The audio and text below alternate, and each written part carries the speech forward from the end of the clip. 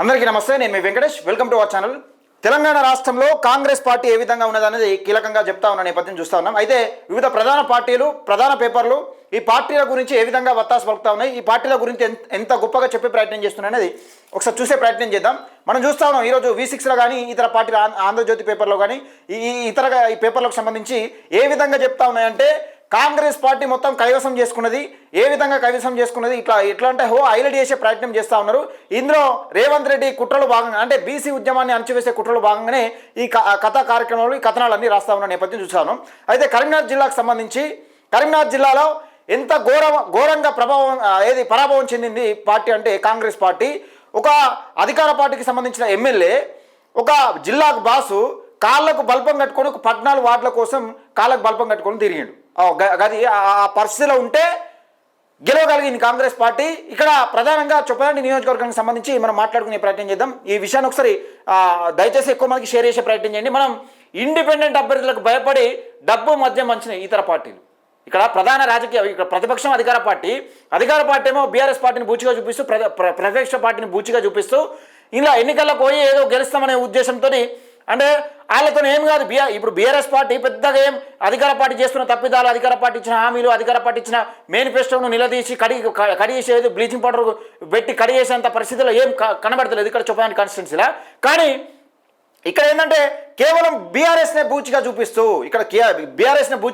వేరే పార్టీ ఏది లేదు మాకు పోటీగా అనే విధంగా ఇండిపెండెంట్ అభ్యర్థులకు 2 పార్టీలు భయపడ్డాయంటే ఒకసారి ప్రధానంగా ఎట్లా జరిగింది ఎన్నికలు అనేది ఒకసారి చూసే ప్రయత్నం చేద్దాం. అయితే ఇక్కడ ప్రధానంగా చూసుకుందాం, జిల్లా బాస్కు ఘోర పరాభవం. కరీంనగర్ జిల్లాలో కాంగ్రెస్కి ఎదురు దెబ్బ అని ఎందుకు పెట్టినా అంటే, కరీంనగర్ జిల్లాకు సంబంధించి బాసు, కాంగ్రెస్ పార్టీకి సంబంధించిన బాస్ ఎవరు, మేడిపల్లి సత్యం గారు. ఈయనని ఇన్ఛార్జ్ పెట్టారు కరీంనగర్ జిల్లాకు. మున్సిపాలిటీ ఎన్నికల్లో ఈయనకు ఇన్ఛార్జ్ పెట్టారు. వెలిచాల రాజేంద్రరావు గారు ఇన్ఛార్జ్ పెట్టిండు. మరి ఈయన ఎవరా అంటే, ఈయన పొలిటికల్ లీడరా? ఇప్పుడు వెలిచాల రాజేంద్రరావు అనే వ్యక్తి political leader. Velichala Rajendra Rao political లీడరా? ఈయనకు పొలిటికల్కి ఏమైనా సంబంధం ఉందా? నాటే పొలిటికల్. ఈయన వైట్ ఎలిఫెంట్. ఇప్పుడు కాంగ్రెస్ పార్టీ ఈయన ఏ విధంగా వినియోగించుకోబోతుందంటే, ఏ ఎన్నికలైనా కానీ ఈయన పైసలు కొడితే తప్పితే ఈయన లీడర్ కాడు. ఇది రాసి పెట్టుకోరు. ఈయన పైసలు కొడతాయి తప్పితే ఈయనకు మోజు ఉన్నది, ఒక లీడర్ కావాలని మోజు ఉన్నది, కానీ సమస్యల గురించి కొట్లాడేవాడు కాదు. కనీసం డబ్బులు ఉన్నాయి, డబ్బులు ఇవ్వని కాదు, డబ్బులున్న ప్రతి ఒక్కరు నాయకుడు కావాలంటే కాలేడు కదా. ఇప్పుడు ఇక్కడ కాంగ్రెస్ పార్టీ కరీంనగర్ జిల్లాలో ఓడిపోయినందుకు కాంగ్రెస్ పార్టీలు కార్యకర్తలు సమరాలు చేసుకుంటున్నారు. అటువంటి పరిస్థితి కాంగ్రెస్ పార్టీ కరీంనగర్ జిల్లాలో నెలకొన్నది. సరే, ఒకసారి కరీంనగర్ జిల్లాకు సంబంధించి ఒకసారి మీకు ఏ విధంగా ఉన్నదో ఇంకా తనకు తెలుసుకునే ప్రయత్నం చేద్దాం. అయితే కరీంనగర్ జిల్లా కరీంనగర్ జిల్లా తీసుకుంటే, ఇక్కడ కరీంనగర్ జిల్లాలో అత్యధిక స్థానాల్లో భాజపా విజయం. భాజపా మేయర్ కైవసం చేసుకున్నది, బీజేపీ మేయర్ కైవసం చేసుకున్నది. ఒకసారి చూద్దాం. కరీంనగర్ కార్పొరేషన్లో మొత్తం 66 డివిజన్లు ఉండగా ఏ పార్టీకి పూర్తి మెజార్టీ రాలేదు.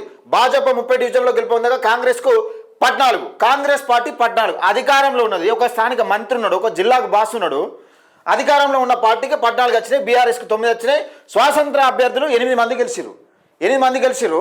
అయితే మద్దతుతో కరీంనగర్ మేయర్ పీఠాన్ని కైవసం చేసుకునే అవకాశం ఉంది. ఈ నెల 11 గంటలకు కొత్తగా ఎన్నికైన కార్పొరేషన్లు అదే మధ్యాహ్నం రోజు ఒక్కొక్క దానిలో ఒక్కొక్క రకంగా ఇచ్చిర్రు. ఇది కొన్ని స్థానాలు అటు కావచ్చు, ఇటు కావచ్చు.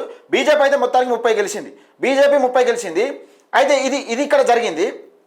అంటే ఒక్కొక్కరు ఒక్కొక్క రకంగా ఇచ్చారు. కొన్ని మిస్టేక్స్ ఉండవచ్చు, నేను చూస్తే అట్లా. అయితే ఇక్కడ విషయం ఏంటంటే, కాంగ్రెస్ పార్టీ ఏ విధంగా చితకీల పడుతూ ఉన్నది తెలంగాణ రాష్ట్రంలో అధికారంలో ఉండి. ఇక్కడ కాంగ్రెస్ 30, బీఆర్ఎస్ 9, బీజేపీ 30, కాంగ్రెస్ 12 వచ్చినట్టు చూపెడుతుంది. ఎంఐఎం 3 గెలిచింది. ఇండిపెండెంట్ అభ్యర్థులు 10 గెలిచిరా. ఏఐఎఫ్బి 2 గెలిచింది. ఆల్ ఇండియా ఫార్వర్డ్ బ్లాక్ 2 గెలిచే ప్రయత్నం చేసింది, 2 గెలిచినట్టుంది. ఇది ఇక్కడ జరిగింది. కాంగ్రెస్ పార్టీ 12 స్థానాలు అంటే ఎంత అవమానం. కాంగ్రెస్ పార్టీ అధికారంలో ఉంది, 2 సంవత్సరాల పరిపాలనలో ఉంది. 2 సంవత్సరాల పరిపాలన అంటే మీరు ప్రజలకు ఏం చేసిరో, ప్రజలు ఏ విధంగా నమ్ముతున్నారు మిమ్మల్ని? అసలు ఇంటికాడ కూర్చుంటే ఓట్లు వేయాలి. అధికారంలో ఉన్న వాళ్ళకు, మీరు చేసే పనులకు, మీరు ఇచ్చిన హామీలకు ఇంటికాడ కూర్చుంటే ఓట్లు వేసే పరిస్థితులు ఉండాలి. కానీ మీరు చేసిన పనులు లేవు, అడగోలు హామీలు ఇచ్చిరు, మీరు చేసిన పనులు లేవు. ఆ రకంగా కొనసాగుతా ఉన్న నేపథ్యం చూస్తూ ఉన్నాం. అయితే ఇక్కడ చొప్పదండి కాన్స్టిట్యున్సీ తీసుకుందాం. చొప్పదండి కాన్స్టిట్యున్సీ తీసుకుంటే ఒకసారి చొప్పదండి నియోజకవర్గం తీసుకునే ప్రయత్నం చేద్దాం. అయితే ముఖ్యంగా సరే చొప్పదండి కన్నా ఒక 2 విషయాలు మాట్లాడే ప్రయత్నం చేద్దాం. ఈ వెలిచాల తిరుమలరావుకు ఏమిచ్చిరు? జిల్లా మున్సిపల్ ఎన్నికల పట్టాలు ఇచ్చిరు. మున్సిపల్ ఎన్నికల్లో ఒక బాధ్యత ఇచ్చిరు. బాధ్యత ఇచ్చినప్పుడు మరి ఈయనతో అవుతుందా?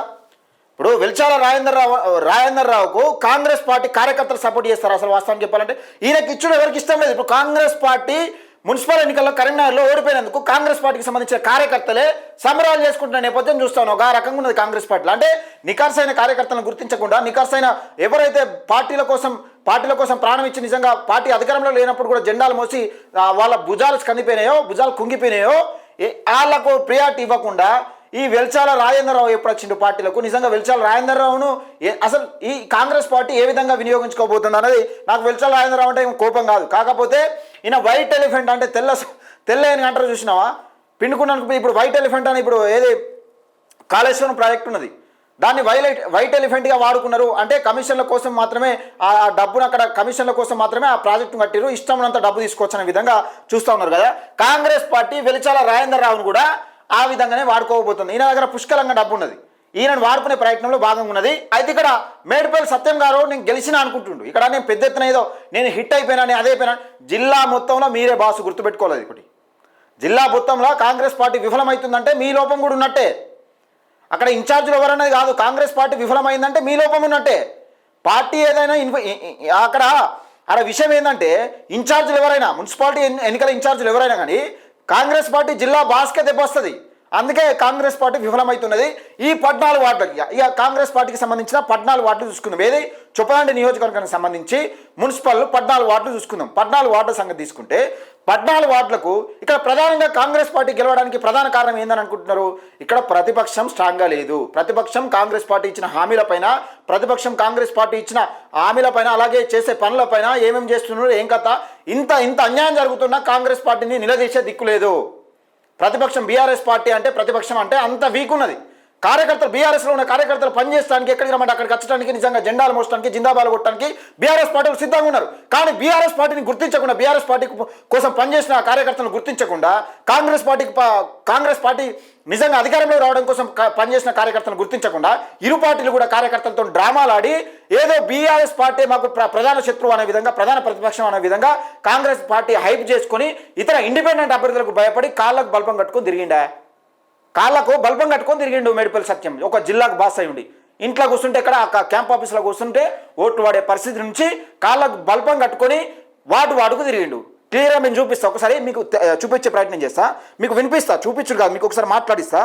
ఇక్కడ కాంగ్రెస్ పార్టీకి సంబంధించిన సునీల్ ఉంటాడు. అంతకుముందు కాంగ్రెస్ పార్టీ అధికారంలో లేనప్పుడు కాంగ్రెస్ జెండా మోసిండు, నిజంగా ఎన్నో కార్యక్రమాలు చేసిండు. కానీ కాంగ్రెస్ పార్టీ అధికారంలోకి వచ్చినాక ఈయన కాకుండా డబ్బులు ఉన్నోనికి టికెట్ ఇచ్చింది. ఒక గది కాంగ్రెస్ పార్టీలో. అంటే నేను బీఆర్ఎస్ పార్టీ మెచ్చుకుంటున్నాను, బీఆర్ఎస్ పార్టీ కూడా అంతే. ఒకసారి మాట్లాడే ప్రయత్నం చేద్దాం.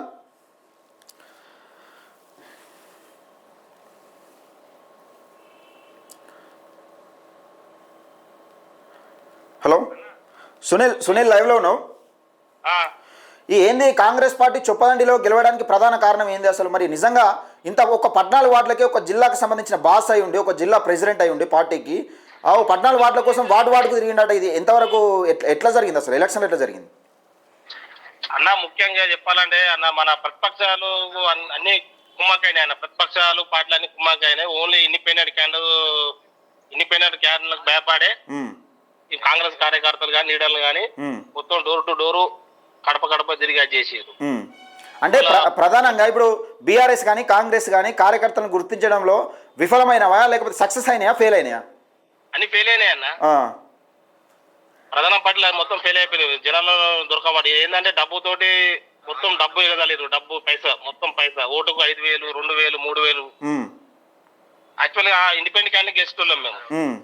ఓటర్ నాటి దగ్గర అంటే ఇండిపెండెంట్ అభ్యర్థులకు ఈ రెండు ప్రధాన పార్టీ ఇప్పుడు ప్రతిపక్షమైన బీఆర్ఎస్ పార్టీ, కాంగ్రెస్ పార్టీ, అధికారంలో ఉన్న కాంగ్రెస్ పార్టీ భయపడ్డాయి. అవును. ఎందుకు మరి అట్లా అంతగానం ఎందుకు భయపడ్డాయి? నిజంగా ఇప్పుడు కాంగ్రెస్ పార్టీ పెద్ద ఎత్తున ఏదో మేము మంచి చేస్తున్నాం ప్రజల కోసం, ప్రజాప్రభుత్వం అని చెప్తున్నది కదా, మరి భయపడడానికి కారణం ఏంటి? ప్రధాన కారణం ఏంటిది? యాక్చువల్లీ ఈ లెవెల్ పనిచేస్తారని చెప్పి జనాలు తెలుసు. ఈ ఉన్న లీడర్లు అంతా నమ్మించి మోసం చేస్తారు, ఎవరు పనిచేసిన లేరు. ముఖ్యంగా ఇప్పుడు ఎమ్మెల్యే సాబ్ తిరుగుట్లోనే ఈయన ఓట్లు వాడు. ఎమ్మెల్యే సాబ్ లేకపోతే ఒక్కరితో గెస్ట్. అంటే ఈ 14 వార్డులకు ఎమ్మెల్యే గారు ఇప్పుడు ఒక జిల్లాకు బాస్ అయి ఉండి 14 వార్డులకు వీధికి తిరిగినాడు, వార్డుకు తిరిగినాడు కదా కళ్ళకు బల్బం కట్టుకొని. అవునవును, తిరిగిండు, చేసిండు. 11 ఇంటింటికి పోయి ప్రచారం చేసి వచ్చాడు ఎమ్మెల్యే సాబ్. లేకపోతే ఎమ్మెల్యే సాబ్ రాకపోతే కన్ఫర్మ్ ఇండిపెండెంట్ క్యాండిడేట్ వెళ్తాము, రెబెల్ అభ్యర్థులకు వెళ్తాము, ఆ, మున్సిపల్ కైవసం చేసుకునే ప్రభావాలు ఉండు. ఆ. మమ్మల్ని చూస్తే బేదిచ్చే ప్రభావాలు చేసారు, ఇండిపెండెంట్ క్యాండిడేట్ బేదిచ్చారు కొంతమంది లీడర్లు. మనం చూసినాం కదా వాట్సాప్ గ్రూప్లో ఆప్ చేసుడు, వాట్సాప్ గ్రూపులలో పెట్టిన వీడియోలు డిలీట్ చేపించడం, ఎందుకు ఇంత అది ఏది డిపార్ట్మెంట్తో ఫోన్ చేపించడం, ఇవన్నీ చేస్తే కాంగ్రెస్ పార్టీ నెగ్గగలిగింది చొప్పదండి, అంతే కదా. అవునవును, ముఖ్యంగా బెదింపులకు పాల్పడ్డారు. ముఖ్యంగా ఆ, డబ్బుకు, మద్యానికి, ఆ, ఓట్లు ఎప్పుడు నేను చూడలే. నేను పుట్టి గిన్ని సంవత్సరాలు అవుతాను, నాకు 37 సంవత్సరాలు ఉంటాయి. ఉమ్, 30-40 సంవత్సరాల కింద నుంచి ఇంతవరకు ఓటుకు పైసలు ఇచ్చిన దాఖలాలు ఎక్కలేవు. ఓటుకు 2000, 3000, 5000 ఉమ్, మందు అయితే విచ్చల ఏర్లే మారేది ఇక రాత్రి. ఇక్కడ చొప్పదండి కాన్స్టిట్యున్సీలో ప్రధానంగా చూసుకుంటే బీఆర్ఎస్ పార్టీ ప్రతిపక్ష హోదాను నిజంగా నిర్వర్తిస్తుందా? ప్రతిపక్ష పార్టీ ప్లస్ కాంగ్రెస్ రెండు కుమ్మక్క అయిపోయినా అనిపిస్తుంది. అంటే ఇవి రెండు, నువ్వు కాకపోతే నేను కాకపోతే నువ్వు అనే విధంగా ఇద్దరం సరిసాగా మంచుకుందాం అనే విధంగా చేసిరా ఇట్లా? ఇద్దరు కలిసి ఎవరైతే మేమైతే మనమే అధికారంలో ఉండాలి అని చెప్పి వాళ్ళు కంకణం కట్టుకున్నారు. అయితే నువ్వు ఉండాలి, నేను ఉండాలి. కాంగ్రెస్ కి అధికారం ఉంది, కాంగ్రెస్ పట్టం కట్టారు. Right, okay okay Sunil, thank you. ఓకేనా? ఓకే, ఇది నేను చెప్పలేదా కాంగ్రెస్ పార్టీ వీళ్ళ ఉద్దేశం ఎట్లుండదంటే, అయితే బీఆర్ఎస్ కన్నా వేస్తారు జనాలు, లేకపోతే కాంగ్రెస్ కన్నా వేస్తారు, నువ్వు ఎవడో ఎంత మంచిని పెట్టినా కానీ మేము డబ్బులతో కొనగలుగుతాం, మీతో ఏం కాదురా బాబా అనే విధంగా వీళ్ళిద్దరు ప్రయత్నాలు కొనసాగుతున్నాయి చొప్పదండి కాన్స్టిట్యున్సీ అని కాదు, మొత్తం అదే జరుగుతూ ఉన్నది. తెలంగాణ రాష్ట్రంలో మొత్తం అదే జరుగుతూ ఉన్నది. ఇక గది ఇక్కడ విషయం ఏంటంటే, ఒక్కసారి మరొక అభ్యర్థికి ఫోన్ చేద్దాం. బీఎస్పీ నుంచి పోటీ చేసిండు పాపం.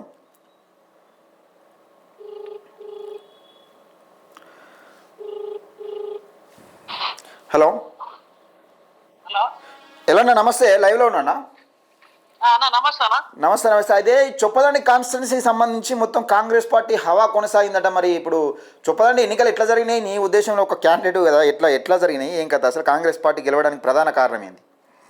నా పేరు ఎలుగు వెళ్ళానన్న. ఓకే, చెప్పండి. ఎలుగు వెళ్ళాయా, బిఎస్పీ 4th వార్డు కౌన్సిలర్ అభ్యర్థి. ఆ, అన్న, కాంగ్రెస్ అనేది విచ్చలవిడిగా మందు వంచారు అన్న.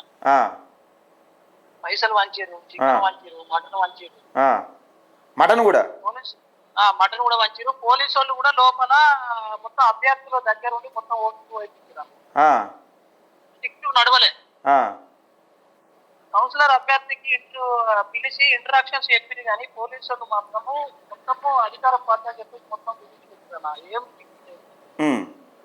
దగ్గర ఉండి మరీ ఓట్లు వేయించి గెలిపించారన్న. ఏది మొత్తం ఏది తీసినా మొత్తము చేతు హస్తం మొత్తం హస్తమే అన్న. అంటే ఇక్కడ ప్రధాన ప్రతిపక్షమైన బీఆర్ఎస్ పార్టీ సక్సెస్ అయిందా లేకపోతే ఫెయిల్ అయిందా? ఈ కాంగ్రెస్ పార్టీ ఇచ్చిన హామీలను నిలదీయడంలో, లేకపోతే కాంగ్రెస్ పార్టీ చేస్తున్న తప్పిదాలను గుర్తించడంలో కాంగ్రెస్ పార్టీ ఇప్పుడు బీఆర్ఎస్ పార్టీ సక్సెస్ అయిందని అనిపిస్తుందా? లేకపోతే చొప్పదండి నియోజకవర్గంలో కాదు తెలంగాణ రాష్ట్రంలో మరొక బలమైన ప్రతిపక్షం కావాలని నీకు ఎప్పుడైనా అనిపించిందా? ఇప్పుడు ఈ ఎన్నికల్లో చూస్తే అనిపించిందా? ఏ ఎన్నికలైనా ప్రజలు ఏం చేస్తున్నారంటే పైసలకు డబ్బుకు ఆశపడే చేస్తున్నారు తప్ప కానీ స్వచ్ఛంగా ఇవ్వలేరన్న. బీఆర్ఎస్ వాళ్ళు కూడా వంచిరన్న పైసలు. బీఆర్ఎస్ వాళ్ళు కూడా మటన్ వంచిరు ఇంటికి అన్న. నేను ఏ పార్టీని తప్పు పడుతున్నాను, కాకపోతే ఉన్న జన్ను చెప్తున్నా 100%. బీఆర్ఎస్ వాళ్ళు కూడా మటన్ వంచారు ఇంటికి మటన్ వంచారు, ఇంటింటికి వంచారు. ఇంకొకటి అదర్ పార్టీ వాళ్ళు కూడా రైస్ కుక్కర్లు వంచారు అన్న. నేను మాత్రం ₹1 ఇవ్వలేదు తీయలేదు అన్న, జన్ను చెప్తున్నా. నేను ఒక్కనే తిరిగి ఇంటింటికి తిరిగి దండం పెట్టుకుంటామా, మీ వాళ్ళ డెవలప్ చేస్తున్నాను చెప్పుకోవడం. ప్రతి ఒక్క పార్టీ వాళ్ళు పైసలు పంపించారు. మొత్తం కాంగ్రెస్ అయితే బాగా మొత్తం ఎస్సీ కాంగ్రెస్ అన్న. ఎందుకంటే మొత్తం వాళ్ళ చేతుల్లో ఉన్నది కదా, మొత్తం వాళ్ళ చేతిలో ఉన్నది. పోలీసు వాళ్ళు కూడా లోపలికి పోతే వాళ్ళని ఉడిపించడం, బయటికి వెళ్ళి కొట్టడం, గట్టిగా ర్యాష్ కెట్టవద్దని మాట్లాడుతుంది అన్న. రైట్, ఓకే థ్యాంక్ యూ అన్న. ఓకే అన్న, థ్యాంక్ యూ సో మచ్. ఇది కాంగ్రెస్ పార్టీ ఇక్కడ జరిగిన విషయం ఏంటంటే, కాంగ్రెస్ పార్టీ గెలవడానికి ప్రధాన కారణం ఏంటంటే 14 వార్డుల కోసం ఇష్టానుసారంగా డబ్బులు వంచిరు, మటన్ కూడా వంచిరట. ఇక్కడ నేను చెప్తున్న మాట కాదు, అభ్యర్థులు చెప్తున్నారు. అక్కడ చొప్పదండి నియోజకవర్గ ప్రజలు ఏంటంటే, ఇష్టానుసారంగా విచ్చలవిడిగా డబ్బులు వంచి గెలవడం కాదు, మళ్ళొక్కసారి ఎన్నికలు పెట్టి చూడరు అనే విధంగా చిట్కలు ఇస్తున్నట్టు కనబడుతుందట. అది జరుగుతుంది. ఒక్కసారి పాపం బీఆర్ఎస్ పార్టీ మోసం చేసిన కల్లెపల్లి కోమలత ఆ అక్కతో మాట్లాడే ప్రయత్నించింది. అయితే ఇది మనం ఒక జిల్లాకు బాస్ అయి ఉండి జిల్లాకు బాసు కనీసం మనం చేసిన మన ప్రజాపక్షం ప్రజాప్రభుత్వం అని చెప్తున్న మాటలు పెద్ద పెద్ద డైలాగులు చెప్తూ ఉంటాం కదా. మనం ఇంట్లో కూర్చుంటే ఓట్లు వాడాలి. కేవలం 14 వార్డుల కోసం, ఆ జిహెచ్ఎంసీ కూడా కాదు, ఒక మున్సిపల్లా నిజం 14 వార్డుల కోసం ఎక్కడ ఇంకా ఏందట, మా కాంగ్రెస్ పార్టీకి ఓటు అయిపోతే నీకు సీసీ రోడ్లు రావు, మీ పనులు ఆగిపోతే, ఇంకా పింఛన్లు కట్ చేస్తాం, రేషన్ కార్డు కట్ చేస్తాం అని ఇవి చెప్పలే. ఇంకా రేషన్ కార్డులు కట్ చేస్తాం, పెన్షన్లు కట్ చేస్తాం అని చెప్పలే. ఇంకా సీసీ రోడ్లు కట్టాం. ఎందుకు కట్టవు? ఇప్పుడు ఇప్పుడు ఏ పార్టీ కడతారో నేను చూడనా? ఇప్పుడు అదిగా నేను చొప్పదండి నియోజకవర్గ ప్రజలకు ఒకటే చెప్తా ఉన్నా, నా నంబర్ రాసుకోండి. చొప్పదండి నియోజకవర్గ ప్రజలు ఒకసారి నా నంబర్ రాసుకోండి.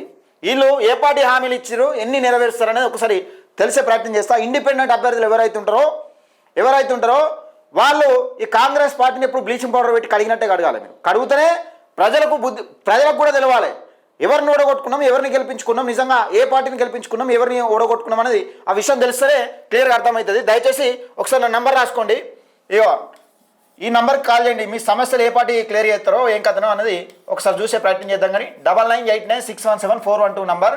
ఈ నంబర్ మీకు ఎప్పుడు అందుబాటులో ఉంటా, మీకు ఏ సమస్య అయినా కానీ అందుబాటులో ఉంటా. తెలంగాణ రాష్ట్రంలో చొప్పదండి నియోజకవర్గంలో మీరు ఇండిపెండెంట్ అభ్యర్థులు ఏం భయపడద్దు. మనకు తెలంగాణ రాజ్యాధికార పార్టీ ఉన్నది. దయచేసి నేను ఒకటే చెప్తా ఉన్నా, ఈ కాంగ్రెస్ పార్టీ ఇచ్చిన హామీలను అలాగే పెండింగ్లో ఉన్న చొప్పదండి నియోజకవర్గంలో పనులను ఇక్కడ ప్రధాన ప్రతిపక్షం ఫెయిల్ అవుతున్నది. ఇక్కడ సుంకె రవిశంకర్ గారు మీరు ఫెయిల్ అవుతున్నారు. మీరు ప్రధాన ప్రతిపక్షంగా ఉండి నిజంగా ప్రభుత్వాన్ని ప్రశ్నించాల్సిన పోయి తెలంగాణ రాష్ట్రంలో చొప్పదండి నియోజకవర్గంలో కాంగ్రెస్ పార్టీ చేస్తున్న తప్పిదాలను గుర్తించడంలో మీరు ఫెయిల్ అయినారు. అందుకే కాంగ్రెస్ పార్టీ గెలిచింది. మరీ 9.5 సంవత్సరాలు పరిపాలించిన పార్టీ గా సీట్లా గెలిచేది. దయచేసి మిత్రులారా ఈ నంబర్ సేవ్ చేసుకోండి. 9989617412 నంబర్. ఈ నంబర్ సేవ్ చేసుకోండి. ఈ నంబర్ సేవ్ చేసుకొని నాకు ఏదైనా సమస్య ఉంటే కాల్ చేయండి.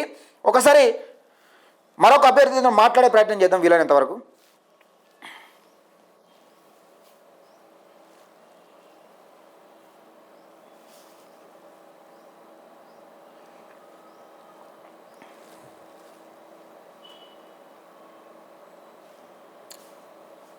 హలో అన్న, అక్క ఉందా? ఒకసారి లైవ్లో ఉన్నా, ఈ ఒక 2 నిమిషాలు మాట్లాడు.